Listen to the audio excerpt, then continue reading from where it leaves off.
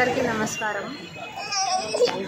నేను sanitation worker హిందూపురంలో హాస్పిటల్లో పనిచేస్తున్నాను. ఇలా చింటూ అనే వ్యక్తి నన్ను చాలా ఇబ్బంది పెడుతున్నారు. పోలీసులకు ఇంటి దగ్గరకు పంపించి అమర్ అనేవాడు, చింటూ అనే వ్యక్తి ఇద్దరు నాకు ఇక్కడ పని లేకుండా చేసినారు, ఇక్కడ ఇల్లు లేకుండా చేస్తున్నారు. అదేమని అడిగితే మళ్ళీ కంప్లైంట్ పోలీస్ స్టేషన్కి వెళ్తే సిఏ గారు కూడా కంప్లైంట్ తీసుకోలేదు. అందువల్ల నాకు చాలా ఇదిగా ఉంది. నాకు న్యాయం చేయండి సార్, కొంచెం అర్థం చేసుకోండి. బాలకృష్ణ గారికి నేను చెప్తున్నాను. నా బాధ ఎవరు చెప్పుకోవాలి, మాకు ఎవరు లేరు అండగా.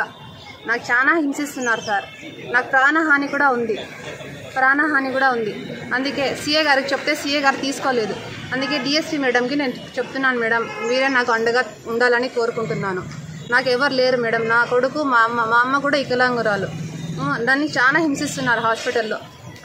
పని ఇవ్వకపోతే వాళ్ళ దగ్గర పడుకోవాలంటున్నారు మేడం.